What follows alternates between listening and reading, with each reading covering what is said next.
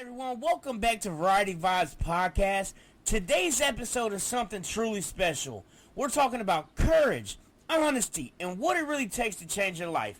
Our guest has hit an incredible milestone, 1 year sober from alcohol. We're going to hear what that journey has really been like, the highs, the lows, and what it means to wake up every day choosing a new path. Let's dive in.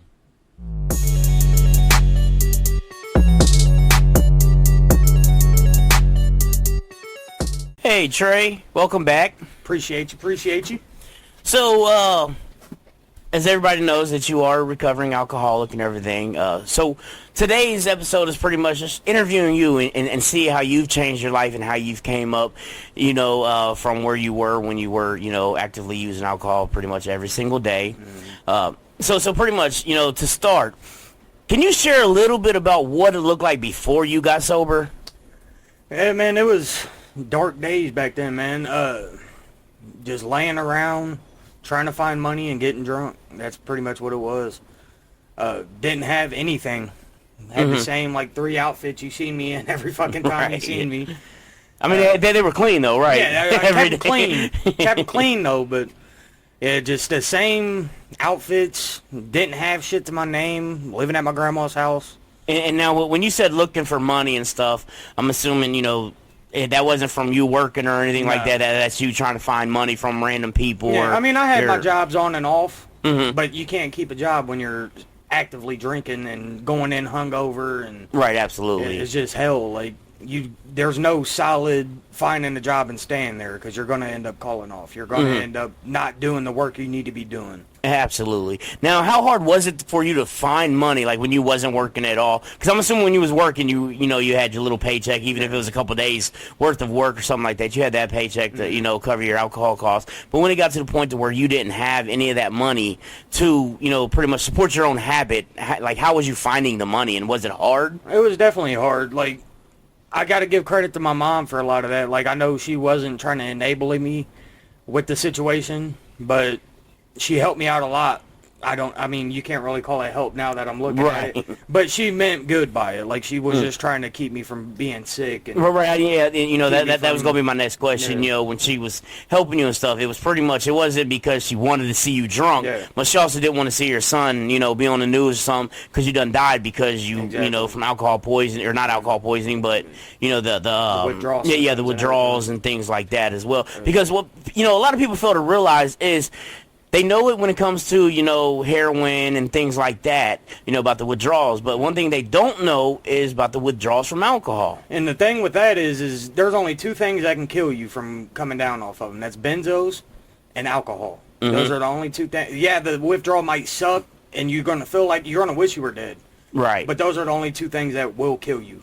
And, there's been multiple times I've been at the hospital, and they're like, if you leave here, we're not responsible for what happens. Right, you know absolutely. what I'm saying? They've offered me, we're going to take you 3 days ICU, and we'll see how you do. And there's been multiple times I've ripped the IV out my arm and called for a ride. Man, and all that was from alcohol. It wasn't because you hurt yourself out or anything like that. I've never been to the doctor for anything else. So it's pretty much because of withdrawals. You feeling, like you were dying because of coming down, and your first thing was, I need to find out what's wrong with me. Because you didn't think that it was alcohol that was causing it. I felt like, it's because I'm not drinking. You know what I'm saying? And a lot of times that's what it was. I'm not like that no more. Right. It's embarrassing, but I used to piss my fucking bed every night. Not being able to wake myself up because I have to use the bathroom. Right, absolutely. I haven't pissed myself since I've been sober. I'm not depressed now that I'm sober. You know what I'm saying? So it did have a lot to change on, depression and things like that as well? Unimaginable. I thought my life fucking sucked. I thought it was just my life. Right. You know what? This is just what it is. It sucks. Now, was there a turning point, a moment when you knew you had to change? It was a couple months of me really just beating myself up about it. But what really broke the lock on me going to rehab and everything is I woke up, the night before that, laying in my bed fucking crying myself to sleep, calling rehabs and trying to find a way, calling suicide fucking hotlines every night, just laying on the phone with them, trying to kick myself in the ass and get myself back together. But I got a phone call from the job I was working at that time, said, you called off again. bring me your shirt, bring me your key, they're changing the code to the store, and that's it. We're cutting ties.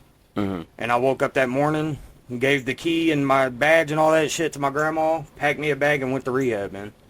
Now, how hard was it for you to actually, get yourself to go to rehab and to stay in rehab? The crazy part is I told my mom when we were leaving, I was like, you know what? If I'm not getting a couple Four Locos before we go, I'm not going. Mm-hmm. Now, did you get your Four Locos? I got my couple Four Locos, and that's the crazy part. I went into the rehab I was supposed to go to, and they're like, we don't accept you unless you're already detoxed. So I had to go to a different rehab and go through the whole detox situation, and then ended up getting transferred over to the other rehab. And how long was that whole, I spent 2 weeks at Woodhaven, which is the detox and all that, which I really only had to stay there for a week. And I ended up staying there. I was going to complete their program, but I started hearing about different shit that was going on the other level and just a whole bunch of nonsense. And I was like, this ain't where I need to be. And then went to Nova House, and I was there for their 30-day program. So altogether, I was there for about 45, 50 days. 40, and that's all it took for you to come home and never touch alcohol again. Yep. Okay, well, congratulations on that. I appreciate it, man. Now, what was the hardest part about facing the fact that alcohol had become a real problem? I didn't see it, but sitting there now that I can realize it, just every time I called my mom, it's, hey, I'm not calling to check on her. I'm calling, hey, I need this. And she's like, you know what? I need this too. Like, I'm taking care of your phone bill. I'm taking care of everything you need. You can't even call and check on me. And then, getting up every morning and seeing the look on my grandma's face when I walk out in the front room and she's just disgusted with me. You know what I'm saying? Like, just that. Like, everybody looking at me a certain type of way. And I never wanted that. Like, right, that's not why I did it, obviously. I didn't do it to hurt everybody, but that's the reason I got sober. It's pretty much everybody else around you. It wasn't for yourself? No, I knew. I mean, I cared about whether or not this is going to kill me. But at the time, it was like, I don't give a fuck. But it was really, what can I do to be here long enough for my grandma to be able to meet my kids? Long enough for my mom to be able to meet my kids? Right. Because I don't have kids. And if you're dealing with the same situation I was dealing with, nobody wants to fucking be with you. You know what I'm saying? Nobody wants to be around you. And I mean, you got to look at a lot of these people when you hear about, their father being an alcoholic or somebody like that. They end up being super abusive, super controlling. I mean, that they don't know how to control their anger and, things like that. So, I mean, I definitely understand that part, because I've heard so many horror stories about alcoholic men and things like that. I mean, hell, even alcoholic women, so. And I'm blessed that I wasn't a mean alcoholic. Like nobody ever had problems out of me. My main thing with the alcohol was my depression, man. Like, I can't tell you how many times I was in psych wards and shit for sitting here with a gun in my hand, like, fuck it, this is it. I'm done. Like, I'm tired, I'm done. Right, absolutely. And going to the psych ward didn't help. They just, oh, well, you got this going on, this is your problem. And diagnosed me with 1,000 things that I'm supposed to be on medicine for. And I'm like, I can fucking go home and get drunk and I'm not going to feel like this. Why the fuck would I take your medicine when I got a bottle at the house? Right, when you got your own medicine. Yeah, and it's like, come to find out that alcohol is what was keeping me down, man. Like, I'm so much happier now. I don't, like, the stress levels are way down. Like, back when I was drinking and stuff, it's stressful as hell trying to find $30 when you know everybody's broke. Right, yeah. So you're sitting there like, man, I gotta find this, getting mad at my mom, cussing my mom out because she ain't got $20. And it's like, man, it's not her fault I'm a fucking alcoholic. Right. It's my own problem. If I can support my habit, then I won't even have to call my mom for shit like this. You know what I mean? No, that kind of goes back to my next question here. Or not go back to it, but that goes to my next question here. Is your first day or week sober, what did you feel like? What surprised you? What really surprised me is, because I've done a couple days without drinking. Yeah, I fucking threw up my whole entire body, but I've done it. You know what I mean? But the first day, it was like a wake-up call, like waking up in rehab. Like, you know what? I can either fight this or I can fucking sit here and dwell and feel sorry for myself. Right. So waking up that day and putting it in my head like this is your only option or you're going to fucking die before 32 like your dad. You know what I'm saying? And I hate using my dad's death as motivation, but that's what really pushed me. Like, yeah, dude, I mean, exactly, because you're not getting any younger yourself, and you don't want to be, because, you know, that's kind of what your dad passed away from. You know, it wasn't alcohol, but it was, you know, drugs and, you know, substance abuse and things like that. And I'm sure, obviously, it does motivate you because you don't want to be dead at a young age. Because, you know, I like to think, you know, in the 30s it's still young. You know, I'm 35, and I like to think, you know, that's still fairly young. So I couldn't imagine, you know, dying today at 35 years old, you know. And it just, like, the first week, man, like, you wouldn't imagine the sense of alertness you have. Like, you're so watered down and just, like, this all day, just laying around. And then you get that week sober, and it's like, everything, I notice everything. I'm actually able to use my brain a little bit. So in that first week, you really started feeling... well, I mean, technically, I guess it wasn't that first week because, well, no, are you talking about, you know, your first week in rehab when you first started getting sober, or you're just your first week out of rehab? My first week in rehab. Oh, okay. Yeah. So, like, that first week in rehab, I'm sitting there and I'm like, I kind of feel normal. And that sense of normalcy is what got me, like, through it. And a lot of people don't understand when I say this, but I was so fucked up from the time I was 9, either high on weed or fucking drunk every day, that when I was sober, that sense of alertness was almost like a buzz. Right. So I kind of chased that, and that's how I know I'm an addict. Chasing that feeling, bro. Like, they don't lie when they say that, man. Like, you chase that feeling, and I learned that, you know what, being sober is the feeling I want to chase from now on. I want to chase me being a better person and not being a bum and not being, you know, when I call your phone, you don't even want to answer it because you know what I'm going to ask. Right, absolutely. You know what I'm calling you for. And Now, who or what helped you the most in those first weeks? Honestly, Woodhaven and Nova. I wouldn't be here right now if it wasn't for them. So it wasn't any family or anything in the first weeks? Nobody answered. That's the worst part. I had my mom. My mom would help me out while I was in there, and my sister here and there, but nobody answered, man.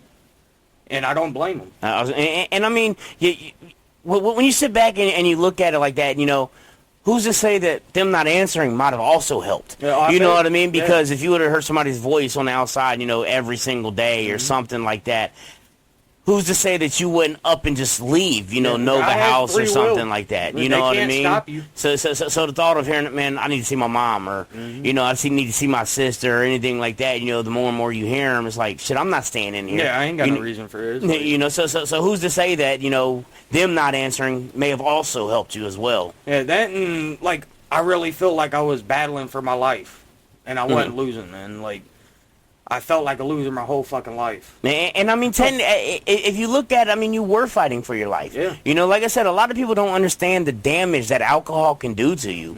You know, everybody hears about the substance abuse, you know, the drug epidemic, but they don't want to talk about the alcohol issues, you know, in America as well, you know. And, so, like, with the younger generation and everything, it's almost like it's encouraged. Like, oh, we're getting tore up this weekend. Oh, yeah, I mean, you pull up to the party, bring your own bud, bring your own bottle. Yeah, and I mean, all these commercials for beer and alcohol everywhere and things like that. You can't not see it. Yeah, absolutely. So, now, did you change your daily routines to support your sobriety, and how? Yeah, I changed a lot. Like, not sleeping until 3 o'clock in the afternoon. You know what I'm saying? Getting up. I would, like, every day. Except for today, you slept until about 2 p.m. today. Yeah, man, we had a long week. well, we did. Well, we did. But, man, like, I would get up in rehab. First thing I'm doing, grabbing my towel, taking a shower. Second thing I'm doing, I got group. You know what I'm saying? Just that structure is what got me sober. So you know, pretty much setting up a routine that you follow every single day, and it doesn't change up the whole time you're there. Yeah. That was a lot of the shock of coming home. It's not having that routine. Right, and then that was going to, you know, be another question I was getting ready to ask you. Now, did you set up a routine when you came home, or you just played it all by ear, and however life handed you, you know, or whatever life handed you for the day, you just went with it? I kind of took it day by day, but same routine, get up, get a shower. You know, just them basic things. Get up, take a shower. Get up, clean your room. Get up, make your bed. You know, if you're feeling down, grab your notebook. Don't just sit there and deal with it. Write it down. Just stuff like that, which I never even thought about when I was drinking. Right. That's why I say, like, if you're getting sober, I know it sucks, but take those 45 days, 90 days, and go to rehab. Because your family and everything, they're going to support you, but they're not going to be strong enough to tell you no. Right. They're not going to be strong enough to, you know, tell you this isn't it. This isn't what you need to be doing. And the people at rehab, they don't know you. They're just there for what you need. So they're not really biased about your feelings and stuff like that. It's kind of like deal with it, and we'll help you deal with it. Right, and I mean, that's their job, you know, and they don't know you from Adam, so they're not going to pretty much, they see 100 people a month in there. Exactly, so they're not going to be like, oh, man, I feel bad for this guy, which in reality they probably do, like, man, but at the same time, they also got to realize, you know, that they got a job, what they're, you know, they're there to do as well, and they probably also keep it in the back of their head all the time, like, this person did it to themselves, you know, so...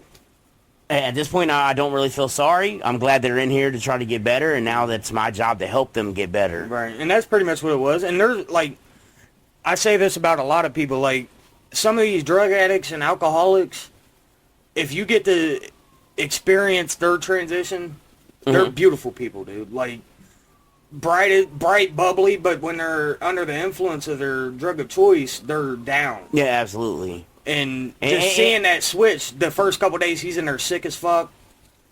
2 days later, he's out being a normal person again. And it's just mind-blowing. Yeah, and I mean, that also goes back, because a lot of people can't tell if somebody's using or anything, or you know, that they may have a family member that's been, you know, addicted to drugs or addicted to alcohol and things like that, and they don't know the signs that somebody is actively using or anything like that, and what you described is one of the signs, you know? So if our subscribers, our followers, and our viewers can see that as well, you know, to take that in consideration, you know, so if they see somebody that, you know, when they were using all down and things like that and bubbly, and then all of a sudden, you know, they're constantly bubbly and everything like that, and then out of nowhere you just see them back down, then maybe that's the time to have a talk with them. Or even check up on them. Yeah, exactly. Or, like, you know, even check up. Like, I called you the other day all down. You know what I'm saying? And I'm like, and I know you're probably sitting there thinking, like, man, I ain't heard Trey talk like this in a long time. Absolutely, and it's like, yeah, I'm having a bad day. And sometimes you don't have nobody to talk to about it. So I'm sitting there listening to music, which traps me a lot, because when I'm sad, I like listening to sad music.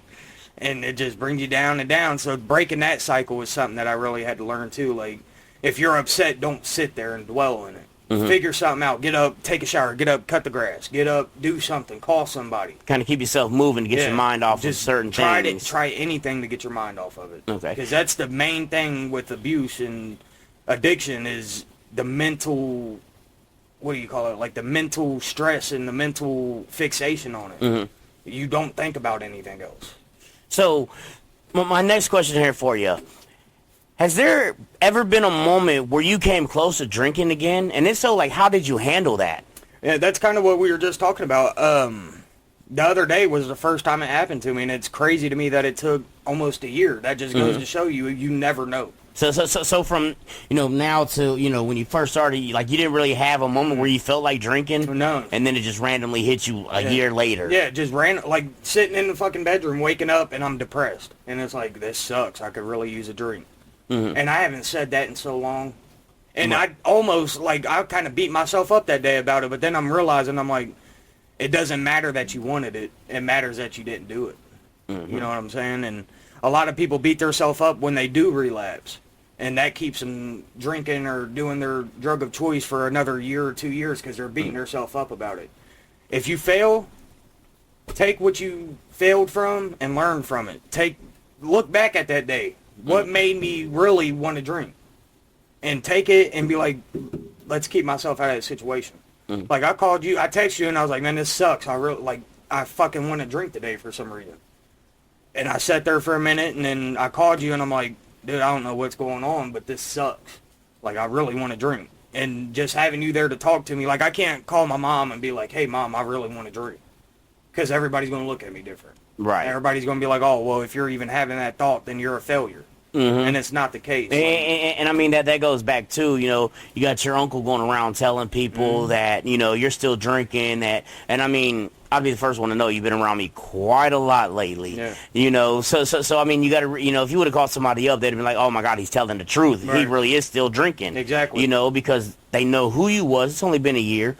And so obviously they're going to listen to somebody when it goes, oh my God, he really is still drinking. Especially like, why would he somebody, call me that he feels like he needs to drink, right. So. Especially somebody that's around you on a consistent basis. Like, they're going to believe the person who's coming. Yeah, I was going to say, because you live with your grandma and, your uncle, and you live with her, so you guys are around each other every single day. And you see me the night that I found all that out, dude. Like, it hurt me, bro. Yeah, like, I mean, it should have. Honestly, it should have. I mean, that's your uncle. You know what I mean? Your only uncle, on your mom's side and things like that. I mean, if anything, you guys should be pretty close. Yeah. But and we are close. That's why I don't get it. It's like, dude, like, because he's got his issues on his medication and everything like that also. So I don't know if he was just having a bad day and wanted to put it off on somebody and come up with a rumor to make himself feel better. We're ready to get all eyes off of him or something. Or what? But, man, like I said to you, you can call me a bum. You can call me whatever you want, as long as it's true.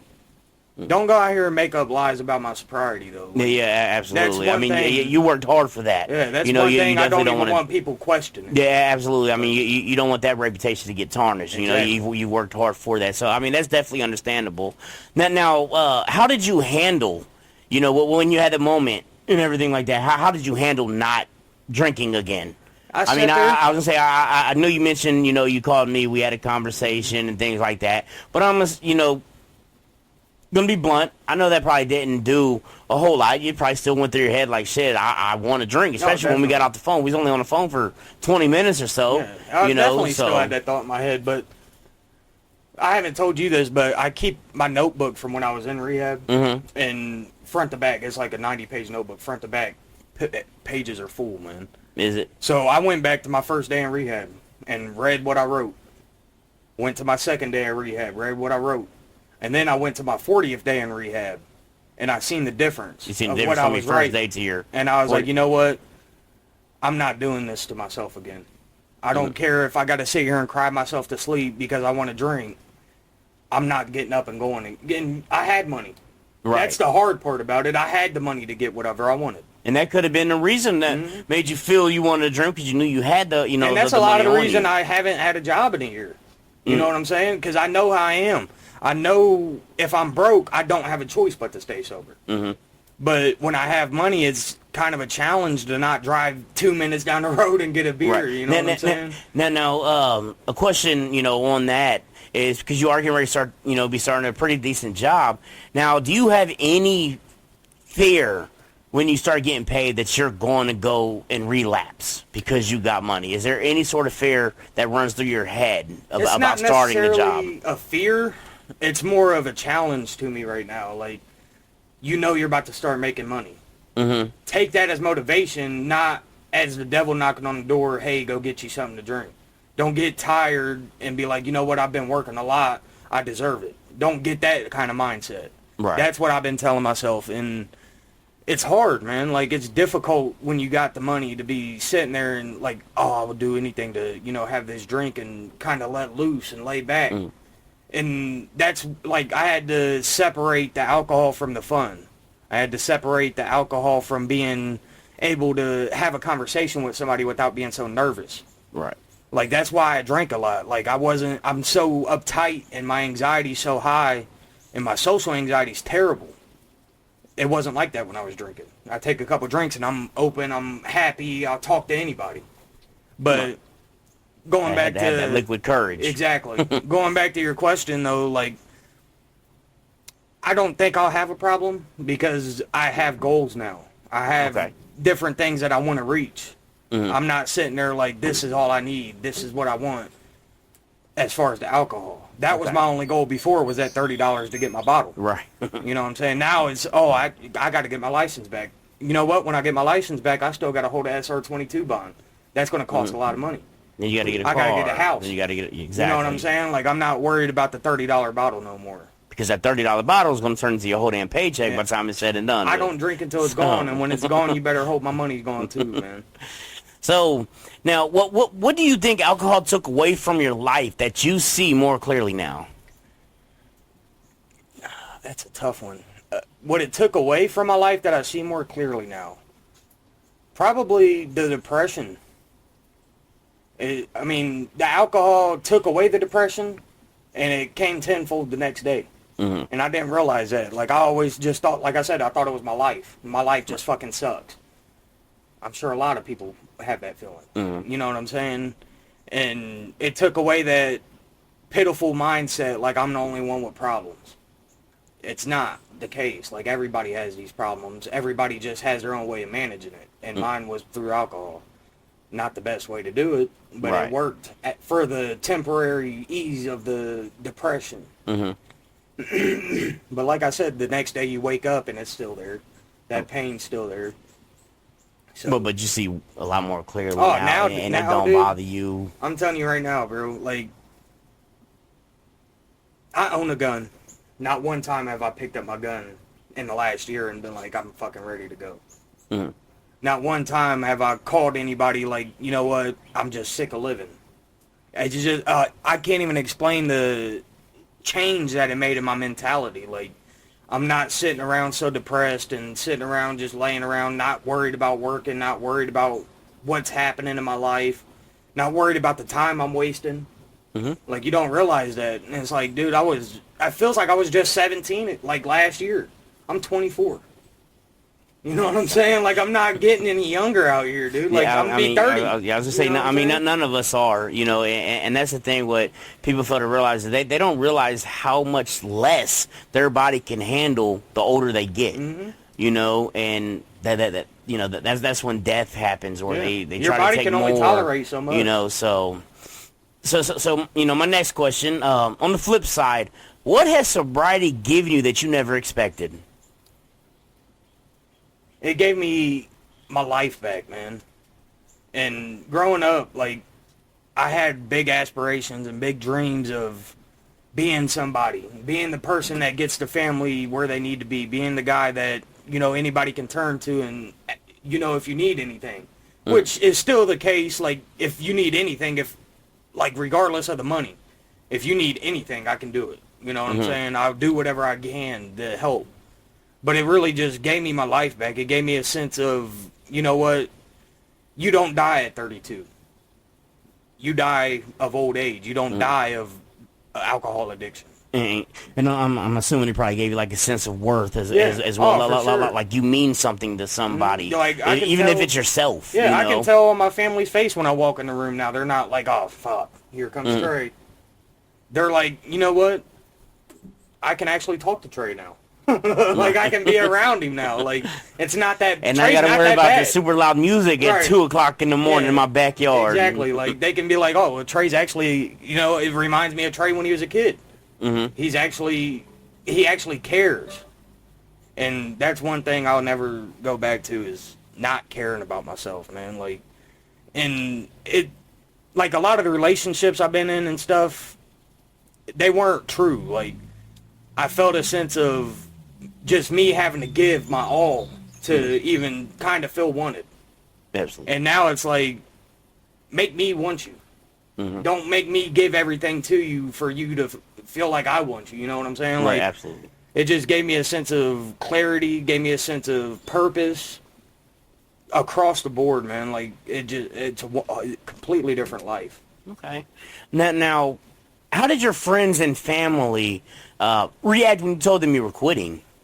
Did you say anything to anybody, or did they just up and go? And if you just up and went, how did they react when you got out of rehab? So the main reason I was so comfortable about just waking up that day and going to rehab is because my stepdad was already in rehab. Mm-hmm. Unfortunately, he relapsed the day he got out of rehab. But I was more comfortable knowing I might be able to see him in there. You know what I'm saying? I might be able to have some type of somebody there to have my back. Right. And I didn't tell anybody. I told Mama and I told my mom. Nobody else knew until I called him from rehab.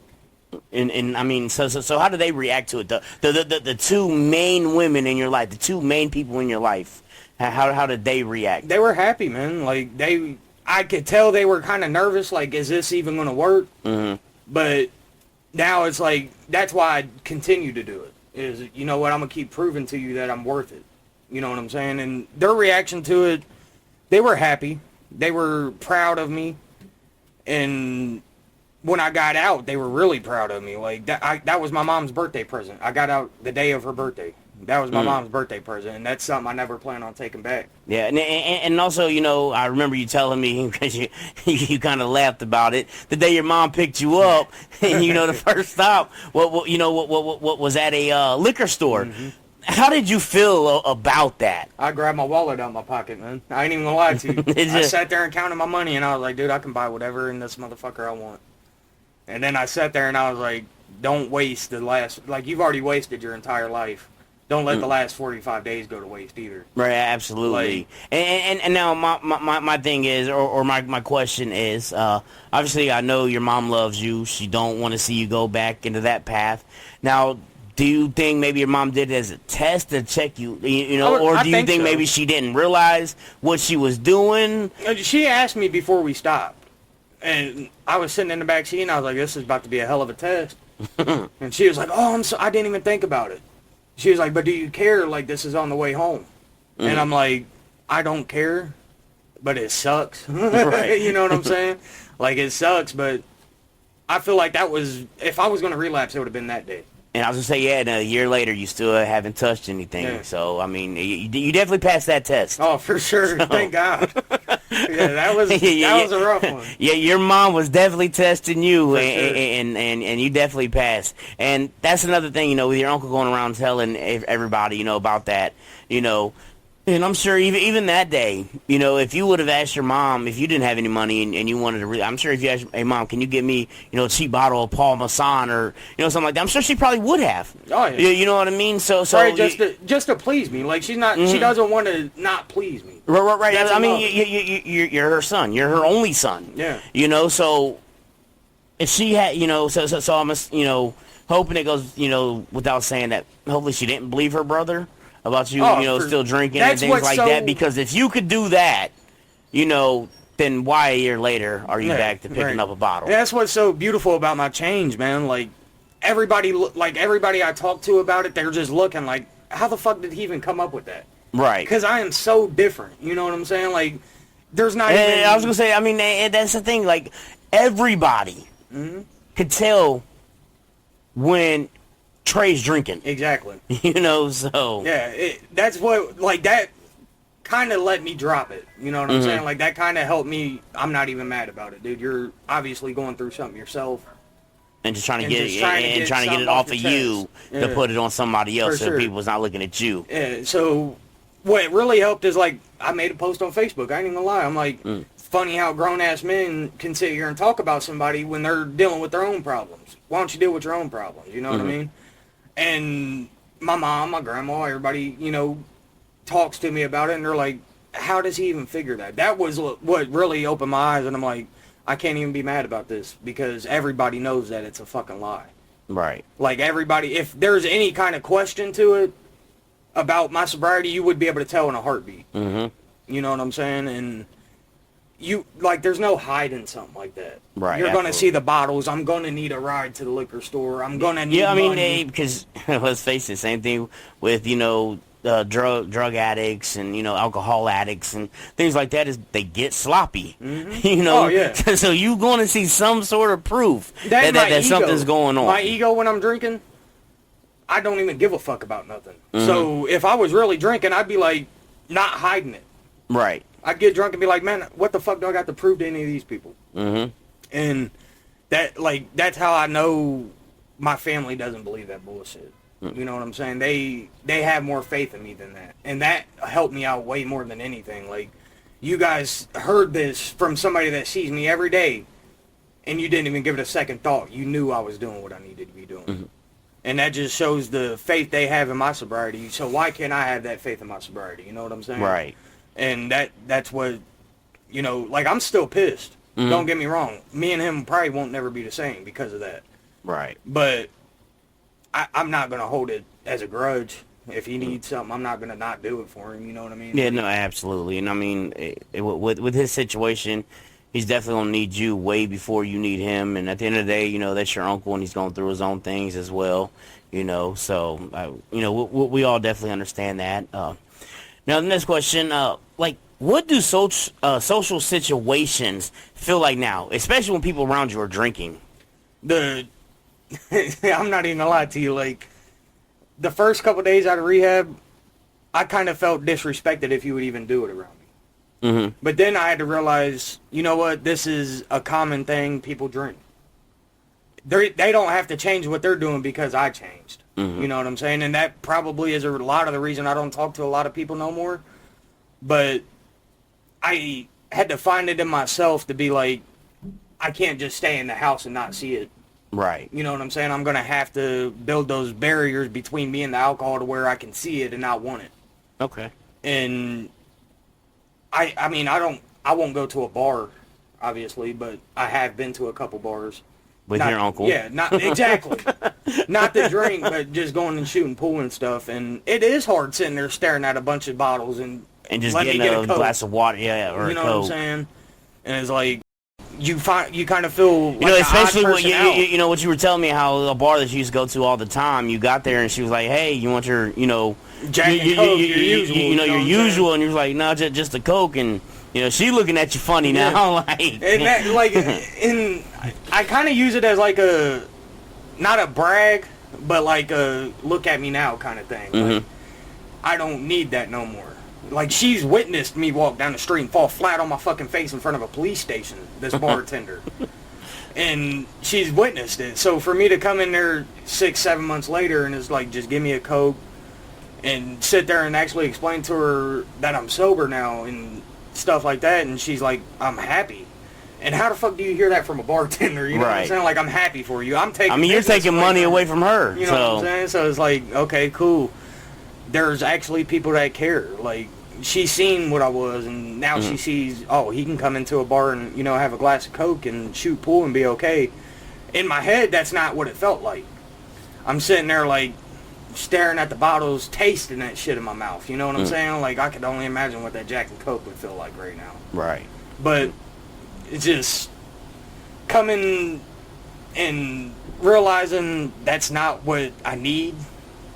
I need to get my life together, not I need a bottle.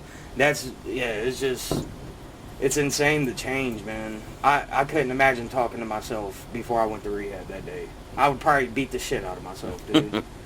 Now, do you feel society still misunderstands addiction, and what would you want people to know?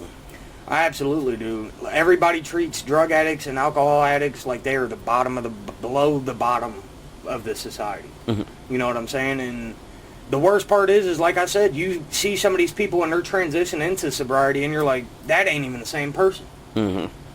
And the society just doesn't see that. They don't get the opportunity to see the change. So they just see the drug addict and then they just see the person that changed their life. And it's like, if you got to see in between that, you'd realize this dude didn't just change his life, he fought for his life. He went through every amount of pain you can go through. Like, your body literally feels like it's going to fall out of your body. Like, it just feels like you're going to die. And for you to stay strong enough to get through that, that shows me right there that you're strong enough to stay sober. Okay. So, I mean, yeah, society definitely has a different outlook on things. Like, they don't understand that, okay, you probably shouldn't, you don't need a billboard every fucking exit talking about beer. Especially when people shouldn't be drinking and driving anyways. That's what I don't understand about bars. You're going to let people show up to a bar in their car but expect them not to drink and drive. And expect them not to leave. Exactly. Like, that makes zero sense to me. Didn't see it before. But now I'm like, that literally makes no sense. I wish a cop would pull me over. And that's the thing. Everything's all about money. And that's why you see so many cops sitting by bars just waiting. Yeah. So, now, what's next on your sobriety journey? Any new goals? I had a list of goals I had when I got out of rehab, but now that I'm transitioning into, you know, getting a job and everything, it's like the goals I had were obviously stay sober, you know, stay away from people with alcohol and stuff like that, but now it's different. Now it's license. insurance, house, clothes, stuff like that. Just building yourself up back to who you want to be. And stuff that you would not be able to do if you were still drinking. Dude, I was literally sleeping on a pallet. No TV, no phone, no nothing. And you see my room now. Like, it's not nothing crazy, but it's not a pallet on the floor. Yeah, I mean, you've came a long way since, your sobriety a year ago. So, as far as goals and, like, the transition and stuff, I just feel like my goals are a lot more mature now than what they were when I first got out. And realize you're an adult and you got to do adult things. Yeah, like, I want to have kids, and I can't have kids until I get my situation straight. I can't believe that somebody would want to be with me if I'm not doing what I got to do. And that's another reason why I've been single since I've been sober. I don't feel like anybody should have to tolerate my transition. You know what I'm saying? They shouldn't have to go through that. It wasn't their problem. But now it's like, maybe that would help me. Maybe that could be something I look forward to. You know what I'm saying? Some extra motivation. Exactly. So now it's just a transition of my mindset and maturity and stuff like that. So.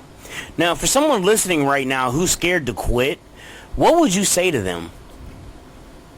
If you're scared to quit, sit back and think about how scared you were yesterday to go to sleep.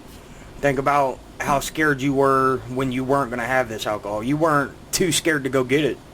You weren't too scared to, stick the needle in your arm or take the next drink. And I'm sure one of the questions there would be, why are you scared?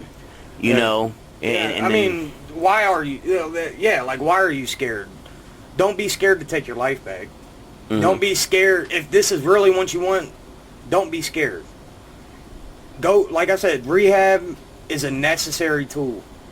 And it's there, and if you have insurance and everything, it's free. It's a necessary step to getting sober. And a lot of people, I don't want to go to rehab. I feel like I can beat this on my own. And a lot of people can. A lot of people have that capability, but it just wasn't like that for me. I needed to be either locked up in jail or locked up somewhere I couldn't get the alcohol in order for my brain to mature and be like, you know what? I can be out there and not take myself to the liquor store. I can be out there and go into a gas station and not even look at the beer anymore. I can go in there and get something else to drink. You know what I'm saying? And finally, how do you plan to celebrate hitting this 1-year milestone? Man, I'm having a party. Are you? How big of a party? It's not very big. No, I ain't having no party, man. Like, I take it as it's a celebration for me, but don't nobody else have to celebrate this. If it means something to them, I appreciate it. But I'm not looking for any special praise out here or anything. Just flex on the book with your certificates and stuff. Right. Just sit down and, reflect on the year. You know what I'm saying? Reflect on the change. And how far you've came. Exactly. That's my celebration is every day. You know what I'm saying? I wake up and I'm proud of myself. And I can tell because, almost every day you're like, man, I've been sober this long. Like, literally almost every day I hear you say it. And, a lot of times I'm like, man, I'm hearing that every day, But on something like that, I got to be proud for you as well. So I can't get upset or mad. Like, man, you saying something every day. It's annoying. Like, you can't get annoyed for something like that. You got to be just as proud, as you are. I have to be just as proud and everything with you. You know what I mean? And that's another challenge with sobriety is, like, I don't want to brag too much on it. You know what I'm saying? I don't want to put it in everybody's face like, yeah, this is me now. Because it's not, they didn't have the problem. They don't have a reason to be, happy about it. Yeah, I appreciate the people that are happy about it, but I say that and I talk about it so much as a reminder to myself. Like, you know what, you are doing this. Even if, yesterday I was 100 and something days sober, today I'm 100 this day sober. I still remind myself of it. And it's hard not to talk about because I am proud of it. Right, as you should be. As you should be.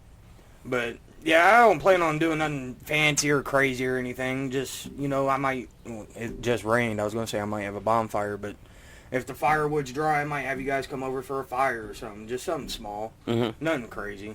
And a couple bottles. Right. Yes. Nah, man, I used to sit right back here, dude, every night. Every single night. Yeah, I would say, I remember coming here a few times and seeing beer cans and liquor bottles just thrown in the yard and stuff and thrown in a bonfire. That just goes to show you what I was talking. I didn't care. I didn't care. Like, this ain't even my house, and it was a mess back here. It's just, I was at the point in my life to where it was just like, I don't care what anybody thinks about me. I don't care what people have to say. Nothing. I'm going to do what I'm doing. It's not affecting anybody. When in turn, it really was. Right, absolutely. But, yeah, nothing crazy. Just chilling. All right. Well, thank you so much for sharing your story with us today. Your honesty and strength are inspiring. And I know someone listening right now needed to hear this. If you're out there struggling, remember, it's never too late to start again. We'll see you next time on Variety Vibes. Stay strong and stay real.